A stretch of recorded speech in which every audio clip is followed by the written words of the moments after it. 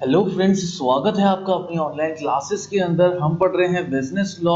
बहुत ही interesting subject रहा है अब तक आपके लिए ये, और भी बहुत इंटरेस्टिंग करते हैं। बढ़ते हैं इसके अगले क्वेश्चन की तरफ। What do you understand by the contract of guarantee? Contract of guarantee से आप क्या समझते हैं? मतलब कोई भी ऐसा कॉन्ट्रैक्ट जिसके ऊपर कोई ना कोई गारंटी हो, उससे आप क्या समझते हैं? Explain the nature and extent of the surety of the liability. Nature और एक्सटेंट बताना है हमको कि श्योरिटी की क्या लायबिलिटी होती है। यहाँ पे इसको एक तरीके से और पूछा जा सकता है आपसे, explain the contract of guarantee and contract of indemnity. Contract of guarantee, contract of indemnity के बारे में आपको समझना है और उन दोनों के बीच में डिफरेंस समझना है। तो बेसिकली गारंटी और इंडेमिनिटी के बारे में अपन डिटेल में देखते हैं, इसका मतलब क्या होता है। स्टार्ट करते हैं। Definition of contract of guarantee, ये इंपॉर्टेंट क्वेश्चन है, ध्यान रखना। रिपीटेड क्वेश्चन है, बार बार पूछा गया है, तो ध्यान से इस क्वेश्चन को देख लेना। सेक्शन 126 के अंदर ये डिफाइन है, a contract of guarantee is a contract to perform a promise और discharge the liability of third person in case of default. Contract of guarantee का मतलब क्या है? वो कॉन्ट्रैक्ट जो कि परफॉर्म करा जा रहा है या तो कोई प्रॉमिस के थ्रू या कोई डिस्चार्ज हो रहा है लायबिलिटी का थर्ड पर्सन की इन केस ऑफ डिफॉल्ट, अगर वो थर्ड पर्सन क्या हो जाता है? डिफॉल्टर हो जाता है। तो फॉर एग्जाम्पल किससे समझते हैं इसको। X and his friend Y enter a shop. X और Y एक दुकान पे पहुंचे। X says and to Z supply the goods required by the Y. जो भी Y ने गुड्स बोले हैं आपको, उसको सप्लाई कर दो। इसे X ने जिसको बोल दिया, Z को बोल दिया। And if he does not पे यू आई विल, और अगर वो पे नहीं कर पाएगा तो कौन पे करेगा? X पे कर देगा। मतलब अगर Y पेमेंट नहीं कर पाया तो कौन पे करेगा? X ने। तो X ने क्या ले ली भाई? यहाँ पे गारंटी ले ली, किसकी? Y की ले ली। And it is called the contract of guarantee. इसी को हम क्या बोलते हैं? कॉन्ट्रैक्ट ऑफ गारंटी बोलते हैं। Parties to the contract of guarantee, कौन पार्टीज होती है? बेसिकली 3 पार्टीज होती है इसके अंदर। एक तो प्रिंसिपल डेटर होता है, जो कि सेक्शन 126 के अंदर ही डिफाइन है। The person in respect to whom the default the guarantee is given, जिसको गारंटी दी जा रही है, इसको बोलते हैं प्रिंसिपल डेटर। जैसे ऊपर वाले एग्जांपल के अंदर हमारे पास Y is the principal debtor in the aforesaid example, मतलब Y के लिए गारंटी ली थी X ने, तो Y क्या हो गया? एक प्रिंसिपल डेटर हो गया, किसका? Z का।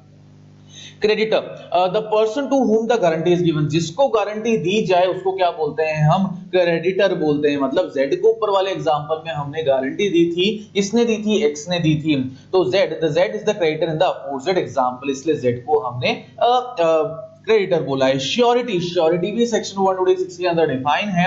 वो पर्सन जो कि गारंटी देता है, यहां ऊपर वाले एग्जांपल में X ने गारंटी दी थी Y के लिए, किसको दी थी? Z को दी थी। तो वो पर्सन क्या हो गया? उसको श्योरिटी बोलते हैं हम। तो एसेंशियल फीचर्स देख लेते हैं हमारे कॉन्ट्रैक्ट ऑफ गारंटी के, क्या क्या होने चाहिए। सबसे पहला है हमारे पास tripartite agreement. A contract of guarantee is a tripartite agreement between the principal, debtor, creditor and the surety. मतलब 3 जनों के बीच में कोई ना कोई एग्रीमेंट हो रहा है ये। There are 3 contracts of creditor and principal debtor। एक तो क्रेडिटर और प्रिंसिपल डेटर के बीच में हुआ। मतलब ऊपर वाले एग्जांपल में जब हम पढ़ रहे थे, तो यहाँ पे हम बात कर रहे हैं कि क्रेडिटर कौन था? यहाँ पे हमारे पास Z था, और प्रिंसिपल डेटर हमारे पास कौन था? Y था। तो Z और Y के बीच के अंदर कॉन्ट्रैक्ट हुआ। Contract between surety and principal debtor, surety मतलब X और Y के बीच में भी एक कॉन्ट्रैक्ट हुआ, और श्योरिटी और क्रेडिटर मतलब X और Z के बीच में भी एक कॉन्ट्रैक्ट हुआ। कंसेंट ऑफ 3 पार्टीज, तीनों पार्टीज का कंसेंट होना बहुत ज्यादा जरूरी है। Existence of liability, there must be an existing liability of the promise whose performance is guaranteed. कोई ना कोई एग्जिस्टिंग लायबिलिटी है जिसको परफॉर्म करने की गारंटी दी गई है। Such liability of the promise must be enforceable by the law. ये जितनी भी लायबिलिटी है, इसको एनफोर्स कौन करेगा? लॉ ही एनफोर्स करेगा। Essentials of a valid contract, एक वैलिड कॉन्ट्रैक्ट के क्या क्या एसेंशियल है? बेसिक जो एसेंशियल्स होते हैं वैलिड कॉन्ट्रैक्ट के, वो भी यहाँ पे अप्लाई करे जाते हैं। Valid contract present in the contract of the guarantee, however, the following points are worth noting to regard। क्या क्या चीजें दिमाग में रखनी है। The principal debtor need not to competent to the contract। ये जरूरी नहीं है principal debtor competent होना चाहिए कॉन्ट्रैक्ट को करने के लिए, मतलब माइनर नहीं होना चाहिए, अनसाउंड माइंड नहीं होना चाहिए, ऐसा कोई कॉन्सेप्ट है नहीं हमारे पास। In case the principal debtor is not competent to the contract, the surety would be regarded as the principal debtor। ये जो surety है वो basically principal debtor की तरह ही काम करेगा, and would be personally liable to pay, और वही personally liable होगा पे करने के लिए। मतलब ऊपर वाले एग्जांपल में अगर Y अनसाउंड माइंड है या माइनर है, उससे फर्क नहीं पड़ता है, लेकिन जिसने surety ली है ना, वो एक्ट करेगा किसके बेसिस पे? प्रिंसिपल डेटर की तरीके से। Guarantee not to be obtain by the misrepresentation से कोई भी गारंटी ऑब्टेन नहीं की जानी चाहिए। कोई भी गारंटी वो obtain by the means of misrepresentation made by the creditor अगर मिसरिप्रेजेंटेशन से कोई भी गारंटी रख देता है और with the knowledge and assent concerning the material part of the transaction is valid, और ये सारे ट्रांजैक्शन क्या माने जाएंगे, इनवैलिड माने जाएंगे। Guarantee not to obtain by the concealment of the material facts, अगर मटेरियल फैक्ट्स नहीं हो तो उसके बेसिस के ऊपर कोई भी गारंटी नहीं दी जाती। कोई भी गारंटी क्रेडिटर ऑब्टेन करता है by keeping the silence as a material circumstances, मतलब चुप बैठने को हम यहाँ पे गारंटी नहीं बोलेंगे, आपको बताना पड़ेगा कि गारंटी श्योरिटी को बताना पड़ेगा क्रेडिटर्स को। अब डिस्टिंक्शन देखते हैं इंडेमनिटी और गारंटी के बीच में क्या फर्क होता है हमारे पास। इंडेमनिटी और गारंटी के बीच में फर्क सिर्फ इतना सा है, कॉन्ट्रैक्ट ऑफ इंडेमनिटी में 2 पार्टीज होती है, कॉन्ट्रैक्ट ऑफ गारंटी में 3 पार्टीज होती है। इंडेमनीफायर और इंडेमनिटी होल्डर होता है, क्रेडिटर, प्रिंसिपल, डेटर और श्योरिटी होता है। लायबिलिटी, यहाँ पे लायबिलिटी इंडेमनीफायर के पास होती है, मतलब प्राइमरी लायबिलिटी के ऊपर सेट करा जाता है। लायबिलिटी और surety in the secondary, surety की लायबिलिटी सेकेंडरी है, अगर श्योरिटी सिर्फ तभी लायबल है पे करने के लिए अगर प्रिंसिपल डेटर पैसा पे नहीं करता है तो। Contingency, liability of the indemnifier rises only on the happening of the contingency, सिर्फ और सिर्फ कंटिजेंसी वाली इवेंट पे, unhappening of a certain event वाली सिचुएशन पे इंडेमनीफायर के ऊपर लायबिलिटी जाती है। यहाँ पे कॉन्ट्रैक्ट ऑफ गारंटी के अंदर there is an existing debt or the duty to performance of the which the guarantee by the surety से ही ये सारी गारंटी दी जाती है। Contract, there is only one contract between the indemnifier and the indemnified, एक ही contract होता है। यहाँ पे 3 कॉन्ट्रैक्ट होते हैं, एक तो क्रेडिटर और प्रिंसिपल डेटर, एक क्रेडिटर और श्योरिटी और एक श्योरिटी और प्रिंसिपल डेटर के बीच में। Object, indemnity contract is the reimbursement of the loss, indemnity contract को अपन क्या बोलते हैं, कोई भी नुकसान अगर आपके पास हो गया हो तो उसको आपको दोबारा से रीइंबर्स करना है, दोबारा से लेना है। इट प्रोवाइड्स द सिक्योरिटी, ये एक सिक्योरिटी प्रोवाइड करता है। लेकिन गारंटी के अंदर जो श्योरिटी वाला पोर्शन है वही एक तरीके से क्या देता है, श्योरिटी ही देता है गारंटी किसको, क्रेडिटर को। Request, the indemnifier need not to act the request of the indemnity holder, कोई रिक्वेस्ट की यहाँ पे जरूरत नहीं है, पैसा वापस लेना है अगर आपने नुकसान दे दिया तो। श्योरिटी एक्ट करता है प्रिंसिपल डेटर की रिक्वेस्ट के ऊपर ही। Right to sue, indemnifier can not sue third party for the loss suffered, कोई भी थर्ड पार्टी को यहाँ पे sue नहीं कर सकता वो। Surety can sue the principal debtor, principal debtor को श्योरिटी sue कर सकता है। Nature and extent of the surety liability, भाई कितना ज्यादा एक्सटेंट तक श्योरिटी अपनी लायबिलिटी को रखेगा वो भी देख लेते हैं। सबसे पहला है surety liability is the coexisting with that of the principal debtor unless it otherwise provided by the contract. तो अगर सेक्शन 128 के अंदर ये डिफाइन है कि जो श्योरिटी की लायबिलिटी है वो बिल्कुल सेम लायबिलिटी है प्रिंसिपल डेटर की तरह ही, और उसी के साथ साथ चलेगी जब तक कॉन्ट्रैक्ट कोई दूसरे प्रोविजंस हमको प्रोवाइड नहीं करा देता। This section describes the extent of the surety's liability and it calls it then coextensive with the debt of the debtor. So in extent the surety's liability is at par with the principal debtor's liability. Principal debtor की liability के ऊपर ये par की तरह situation चलती है। Thus, if S has guaranteed the debt owned by the D and C, D और C की अगर liability S ले लेता है, he would be liable for the interest also in the debt just D would be। अब जो interest के लिए भी liable कौन होगा, S ही liable होगा because उसने हर चीज की surety यहाँ पे दे रखी थी। Surety cannot agree to liable as a surety for an amount more than the principal debtor's liability। Surety के पास कोई भी liability ऐसी नहीं होती कि more than the amount of principal debtor की liability को उसको चुकाना पड़ेगा। मतलब 10 लाख का अगर principal debtor ने ले रखा है तो उसकी liability 10 लाख से ज्यादा नहीं होगी, उतनी ही होगी। Section 128 lays down the maximum limit of the surety's liability which is the liability of the debtor। जितनी debtor की liability होगी उतनी ही surety की liability होगी। But he may that by the term of contract keep his liability below the level of debtor's liability। लेकिन contract करके वो अपनी लायबिलिटी कम कर सकता है डेटर की लायबिलिटी से। डेटर और श्योरिटी के बीच में कॉन्ट्रैक्ट होना चाहिए इसका। Sureties liability is secondary and not the primary, ये तो ऑब्वियसली बात है, अगर डेटर नहीं चुका पाएगा तब श्योरिटी का रोल आता है, वरना उससे पहले कोई भी श्योरिटी का रोल है ही नहीं। The surety becomes liable towards the creditor when the principal debtor's default, जब principal debtor default में आ जाता है। If the surety himself becomes insolvent before any default of the principal debtor, then he will not incur any liability towards the creditor for the amount of the guarantee given by him when the default by the debtors take place। जब कोई भी default होता है तो कोई भी guarantee यहाँ पे नहीं लगती है। Surety has to himself ensure the proper performance of the promise of the principal debtor. Proper performance of promise होना चाहिए principal debtor का, तभी surety अपने आप को liable मानेगा. A default by the debtor amounts to default by the surety also. अगर default debtor ने कर दिया तो ये तो लीड है कि surety भी default हो गया, because दोनों की liability साथ चल रही है. Supreme Court has observed that it is the surety's duty to see the debtor's performance his obligation properly. ये surety का काम है कि debtors अपना काम टाइम पे कर रहा है या नहीं कर रहा है. The creditor may initiate the legal actions against the surety. Creditor legal action ले सकता है surety के ऊपर, and immediately on the default of the principal debtor. अगर principal debtor hand to hand default के अंदर आ गया ना, without any notice to him about the debtor's default, or he may the surety is a co-defendant along with the principal debtor. तो यहाँ पे surety को भी क्या मान लिया जाएगा कि वो उसका भी दिवालिया निकल गया, तो वो भी co-defendant करेगा principal debtor के साथ साथ. The surety cannot ask the creditor to first make use of the securities available from the debtor. तो surety ये नहीं कह सकता creditor से कि यार पहले आपने जो security रखवा रखी है principal debtor से उसको इस्तेमाल कर लो और उसके बाद केस फाइल करो. वो केस फाइल करेगा debtor के ऊपर.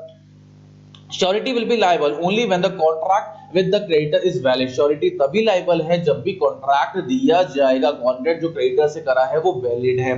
If it is caused by the fraud or the misrepresentation by the creditor, then it shall be voidable at the surety option. Surety option के ऊपर voidable है अगर कोई भी misrepresentation से किसी भी creditor ने किसी भी principal debtor से कोई agreement कर लिया तो. In case of continuing guarantee, surety's liability gets extended to a series of transaction. कोई ना कोई series of transaction इसके अंदर लग जाता है surety के according. In the case of the presence of the co-surety, the total liability is shared by the each co-surety equally as far as possible. अगर बहुत सारे sureties involve है किसी भी एक principal debtor के पीछे, तो जितने भी sureties है उन सबकी liability क्या होगी? Equal होगी. Surety's obligation towards the creditors is independent from the debtors' obligations. का क्या मतलब है? The obligation of the surety and the debtors are co-terminate, मतलब terminate together. हर चीज बराबर चलेगी debtor और surety के बीच में, and have an independent legal existence although both are for the same debt. और independent legal existence होगी उनकी, वैसे तो बिल्कुल सेम डेब्ट है दोनों की कैलकुलेट करें तो, लेकिन उनकी सबकी पोजीशन एकदम इंडिपेंडेंट होगी. Surety and debtor neither from the firm are one single party to a contract, not they are joint promisor. ना तो कोई सिंगल पार्टी है ना कोई joint promisor है. Their respective obligation run independent legal lives. उनकी independent तरीके से ही सीक्वेंस चलेगा हमेशा. There is no such thing that the surety shall be liable only when the principal debtor is liable. ये surety नहीं, मतलब ये बिल्कुल फिक्स नहीं है कि यार surety एक्चुअल में तभी liable माना जाएगा जब principal debtor ही liable है. वो हो सकता है बिकॉज उसकी सेकेंडरी लायबिलिटी बनती है, लेकिन ऐसा श्योर नहीं है. Kinds of guarantee. गारंटी कितने तरीके की होती है? सबसे पहला है ओरल और रिटन, बोलकर और लिखकर. A contract of the guarantee may be either or oral. Section 126 के अंदर डिफाइन है. Though a creditor should always prefer to put in the writing. ज्यादातर क्रेडिटर कोशिश करता है भाई लिखावट में ही सारा काम होना चाहिए. To avoid any dispute regarding the terms. In the case of oral agreement, the existence of the agreement itself is very difficult to prove. और oral agreement में बहुत ज्यादा दिक्कत आ जाती है ये प्रूव करने के लिए क्या डिफॉल्ट कैसा है. स्पेसिफिक और कंटिन्यूइंग गारंटी क्या होती है? From the point of view of the scope of the guarantee, a contract of the guarantee may be either be the specific, या तो वो स्पेसिफिक होगी या फिर कंटिन्यूइंग होगी. स्पेसिफिक और कंटिन्यूइंग का क्या मतलब होता है? A guarantee is a specific guarantee which is intended to be applicable to a particular debt. किसी भी एक पर्टिकुलर डेब्ट के लिए गारंटी दी जाए तो उसको स्पेसिफिक गारंटी बोलते हैं. And thus come to an end on the repayment. और अगर रीपेमेंट हो जाए उसका तो वो गारंटी एकदम से खत्म हो जाती है. A specific guarantee once given is irrevocable. अगर specific guarantee एक बार दे दी तो वो irrevocable है, मतलब उसको आप पीछे छोड़ नहीं सकते. अब even the death of the surety does not result in the revocation of the guarantee. अगर डेथ भी हो जाए ना surety की तो भी रिवोक कैंसिल नहीं हो सकती है liability. Legal successor continue to remain the liable. Legal successor जो भी होंगे surety के उनको liability पे करनी ही पड़ेगी. However, their liability shall be limited to the value of the assets inherited. उनकी liability बस inherited situation asset जितनी है ना तब तक ही बनेगी. एग्जाम्पल के तौर पे जैसे A ने गारंटी दी है prepayment of a loan of ₹10,000 to B बाय C. बैंकर का कोई लोन था, जो भी सिचुएशन था उसने गारंटी दी है कि वो पे कर लेगा, तो ये स्पेसिफिक गारंटी है. Continuing guarantee. Guarantee in this case is a specific guarantee. A guarantee which extend to a series of transactions is called the continuing guarantee. ये भी specific है, लेकिन ये guarantee continue चलती हुई जा रही है. Section 129 के अंदर define है. A guarantee regarding the conduct of the another, it is continuing guarantee. जब एक guarantee खत्म हो जाए तो दूसरी guarantee के ऊपर काम चलने लग जाता है तो उसको continuing guarantee बोलते हैं. Unlike the specific guarantee which is irrevocable, a continuing guarantee can be revoked regarding the future transaction. Because specific guarantee तो irrevocable थी, आप उसको कैंसिल कर ही नहीं सकते, आपको भुगतनी पड़ेगी. लेकिन ये जो कंटिन्यूइंग गारंटी, अगर एक गारंटी खत्म हो जाती है तो आप फ्यूचर गारंटी के लिए आप रिवोक कर सकते हो, मना कर सकते हो. However, regarding transaction to have already taken place, continuing guarantee cannot be recorded. अगर कोई भी ट्रांजैक्शन ऑलरेडी हो चुका है, मतलब आप लायबिलिटी पहले 10 लाख की आपकी लायबिलिटी थी, आपने खत्म करा, अब आपकी लायबिलिटी 20 लाख की, और वो जो 20 लाख की लायबिलिटी वो स्टार्ट हो गई, या तो उससे पहले आपको वो रिवोक कर देनी चाहिए थी, कैंसिल कर देनी चाहिए थी. अगर नहीं करी और वो लायबिलिटी लगना स्टार्ट हो गई है तो अब आप उसको रिवोक नहीं कर सकते, कैंसिल नहीं कर सकते हो. For example, A is the consideration that B will employ C in collecting the rents of the B's zamindari. B जमींदारी के लिए वो रेंट वगैरह कलेक्ट करेगा C, and promises B to be responsible to the amount of A 5,000 के लिए responsible हो जाएगा वो B का. For the due collection and the payment of the those, this is a continuing guarantee. ये continuing guarantee है कि अगर किसी भी मंथ के अंदर रेंट में 5,000 रुपए कम आए तो वो गारंटी किसने ले ली? A और C ने ले ली वो गारंटी. गारंटी में भी either be the whole debt or the part of the debt. Guarantee या तो पूरी हो सकती है या किसी पर्टिकुलर पार्ट की भी हो सकती है.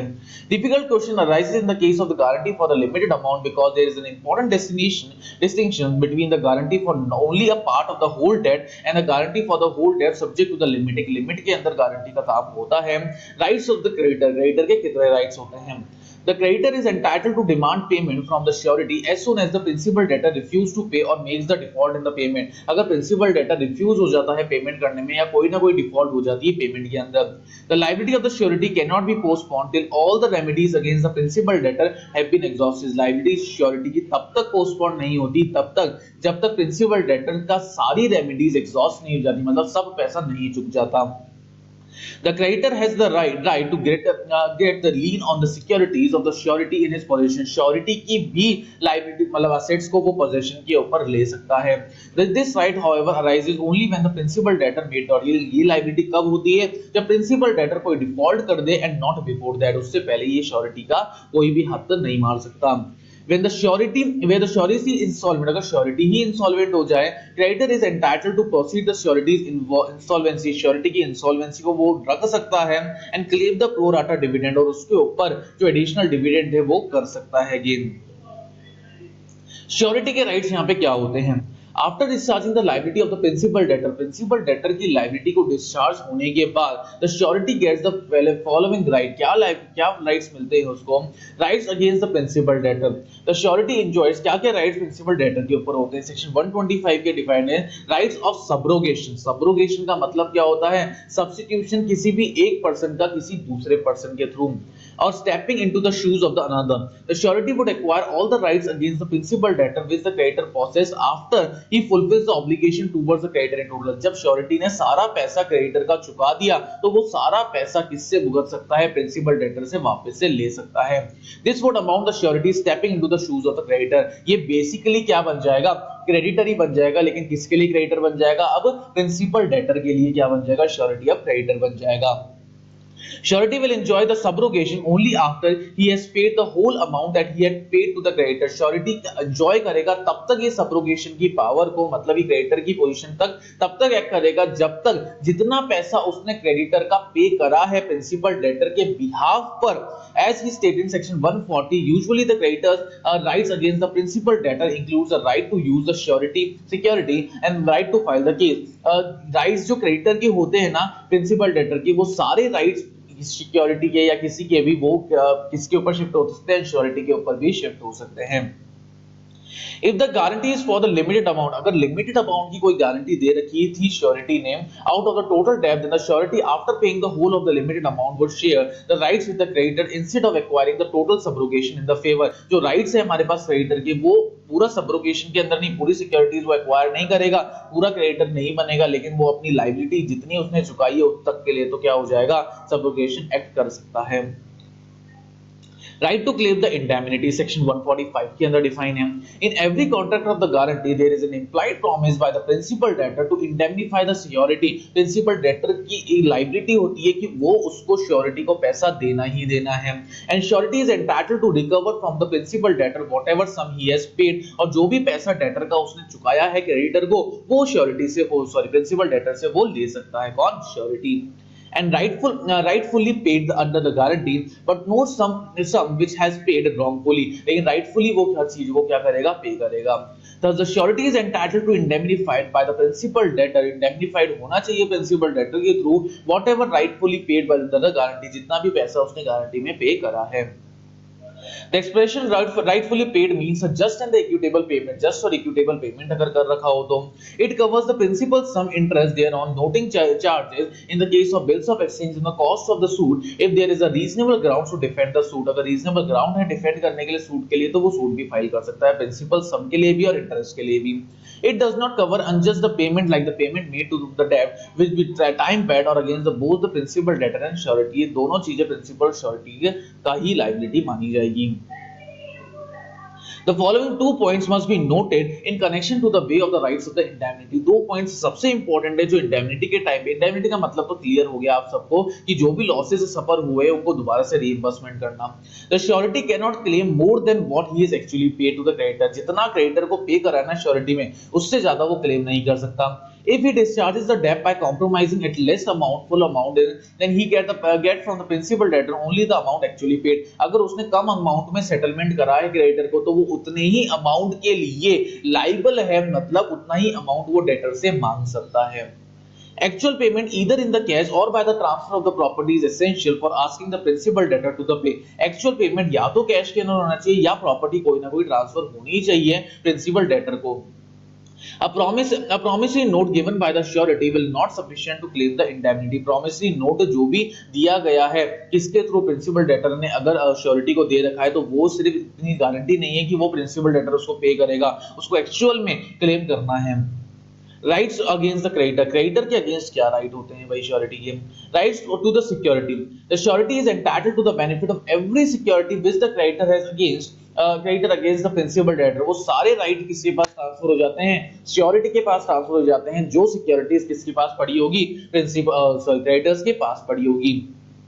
At the time when the contract of the suretyship is entered into, when the surety knows of the existence of the such securities or not, and if the creditor loses or without the consent of the surety parts with the such security, the surety is discharged to an extent of the value of the security। surety को dischargement मिलेगा इस security का।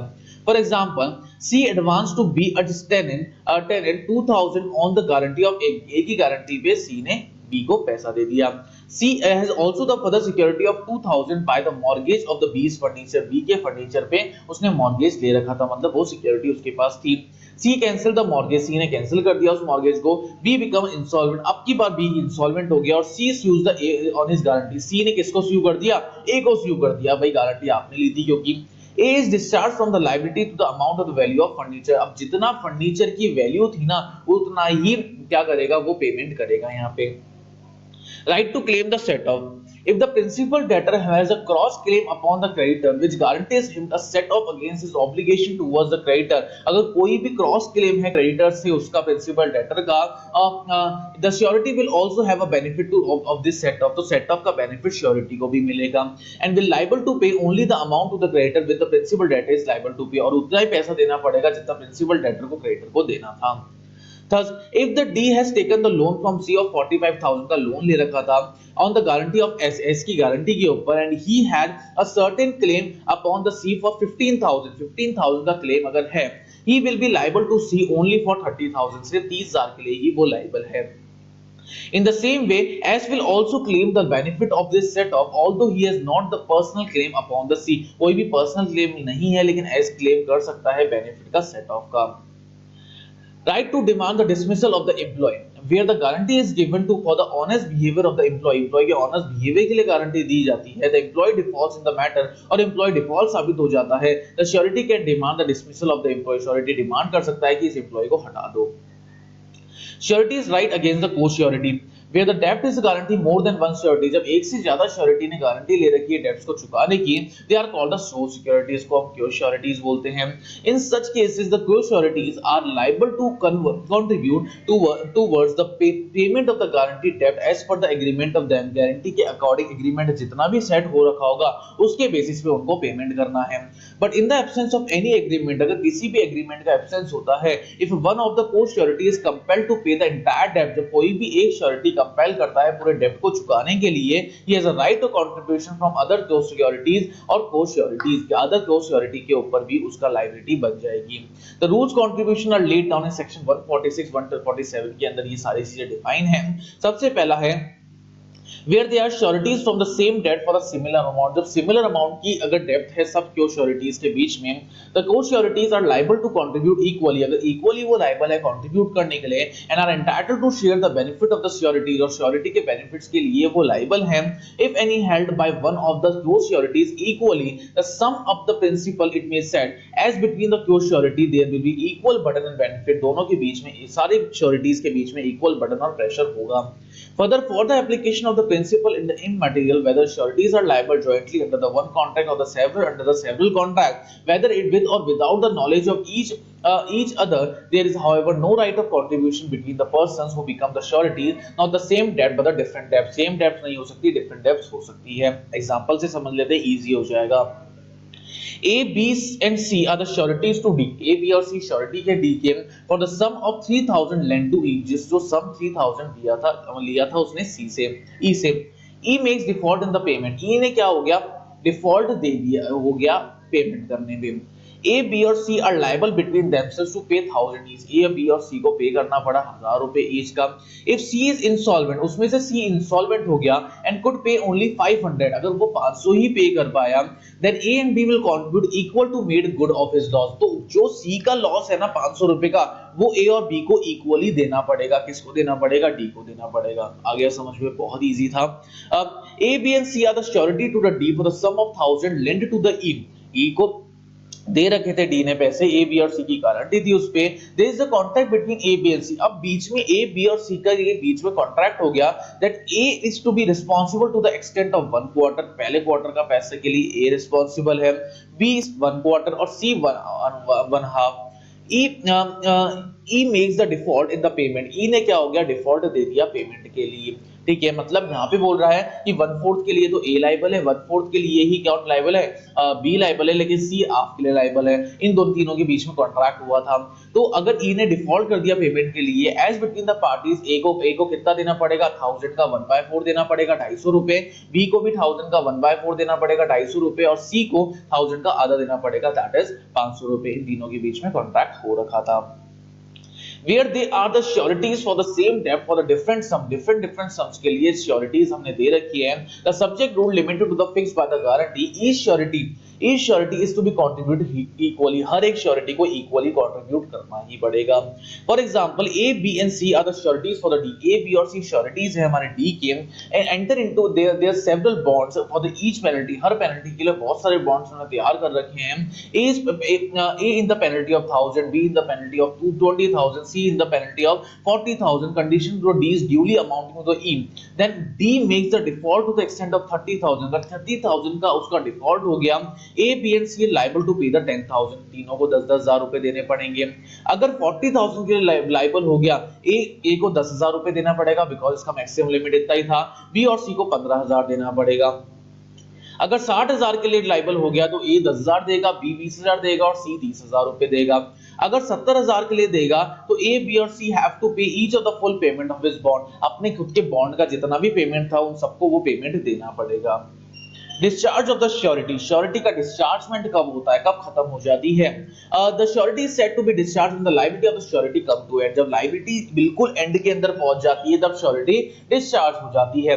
अ surety is liable to precise the default for the liability of the principal debtor. Principal debtor की liability के ऊपर ये सारी चीजें डिपेंड हैं. Any act of the creditor that changes this entitle the surety to the discharge. अगर discharge की surety का कोई एंटाइटलमेंट हमको मिल जाता है because this is not what the surety agreed. Surety के बेसिस के ऊपर काम नहीं हो सकता है। The Indian contract act 1872 provides that for a number of circumstances, बहुत सारे सर्कमस्टांस के केस में discharge of the liability of the surety, surety की लायबिलिटी डिस्चार्ज हो जाती है। The precise condition for discharge and extent में वेरी इन ईच केस, हर एक केस के अंदर डिस्चार्ज में प्रिसाइज कंडीशन के बेसिस के ऊपर होता है। Modes of discharge of the surety, क्या क्या मोड्स हो सकते हैं? By the revocation of the contract of the guarantee, revocation हो जाए कभी कॉन्ट्रैक्ट ऑफ गारंटी का। सबसे पहला है बाय नोटिस, कोई भी नोटिस के बेसिस पे। A specific guarantee may be revoked by the surety by notice to the creditor if the liability of the surety is not yet acquired, अगर liability acquired नहीं होती, accrued नहीं होती, तब तक कोई भी surety के right नहीं है। A continuing guarantee may at the time of the revoke by the surety has the future transaction by the notice for creditor, creditor के notice में उसको पहले से ही डालना पड़ेगा। However, the surety remains liable for the past transaction which has already taken place, जो पुराने transaction थे उसके लिए तो अभी भी वो liable रहेगा। By the death of the surety, section 131 के अंदर defined है, in the absence of any contract to the contrary, the death of the surety operates as the revocation of continuing a guarantee as to full transaction taken place after the death of the surety, surety के death के time पे पूरा transaction taken place होना चाहिए।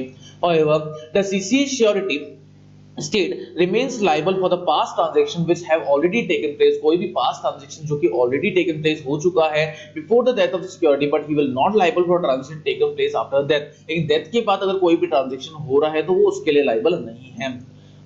by novation, section 62 के अंदर define है, a contract of the guarantee is said to be discharged by the novation when the fresh contract is entered into either same parties or between the other parties, अगर fresh contract होता है same parties में और किसी भी दूसरी parties में, consideration being the mutually discharge of the old contract में mutually discharge होना चाहिए। by the conduct of creditor, creditor की conduct से भी हो सकता है। by the variance of the terms of the contract, any variances made without the surety consent, कि ना बिना किसी surety के consent पे कोई भी काम होता है in the terms of the contract between the principal debtor and the creditor, principal debtor और creditor के बीच में terms of credit होता है, discharge of surety as to a transaction subsequent to the variance की substitution के basis के ऊपर transaction डाले जाते हैं, but the variations which is not substantial or the material or which the beneficial to the surety will not discharge him to his liability, उसकी liability के लिए वो discharge नहीं माना जाएगा। by the release of the discharge of the principal debtor, section 154 के 34 के अंदर ये define है, the surety or the discharge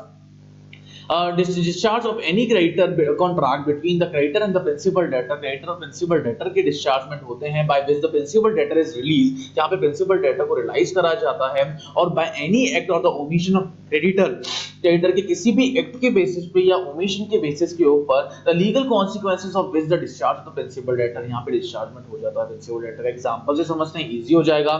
A contract with the B for the fixed prices to build a house of A within a stipulated time, एक time period के लिए उसने बोल रखा था। B supply the necessary timber, B ने supply कर दिया। C guarantees A's performance of the day, C ने गारंटी ले रखी थी A की, अगर नहीं कर पाया तो मैं लायबल हूँ। B omits to supply the timber, B ने भूल गया सप्लाई करना, टिम्बर नहीं सप्लाई करा। C is discharged from the surety, C automatically क्या हो गया, डिस्चार्ज हो गया श्योरिटी के लिए, बिकॉज यहाँ गलती किसकी हो गई, क्रेडिटर की हो गई। By arrangement between the principal debtor and the creditor, a contract between the creditor and the principal debtor by which the creditor makes the composition, जहाँ पे creditor एक composition लगा रहा है और with a promise to the given time और not to sue the principal debtor, ना तो sue करवा रहा है principal debtor को, discharge the surety unless the surety assents of such contract, जब तक surety assent नहीं दे देता इस contract के लिए। By the creditor act or the omission impairing the sureties, eventual remedy, if the creditor does not act and any act which is inconsistent with the right of the surety, ना किसी right of surety के basis के ऊपर काम हो रहा है, और omits to do an act with his duty to the surety requires him to do, कोई भी surety चाहता है उसके basis पे काम हो रहा है, and eventually remedy of the surety himself against the principal debtor, और principal debtor के ऊपर भी surety चल रही है, is thereby impaired, the surety is discharged, तो उस टाइम के अंदर surety discharge हो सकती है। तो ये हमने surety के बारे में पढ़ लिया, ये हमने principal debtors के बारे में पढ़ लिया, क्रेडिटर्स के रोल के बारे में पढ़ लिया, उनके डिस्चार्ज ऑफ कॉन्ट्रैक्ट के बारे में पढ़ लिया, हर चीज के बारे में हमने डिस्कस कर लिया है। Thank you so much.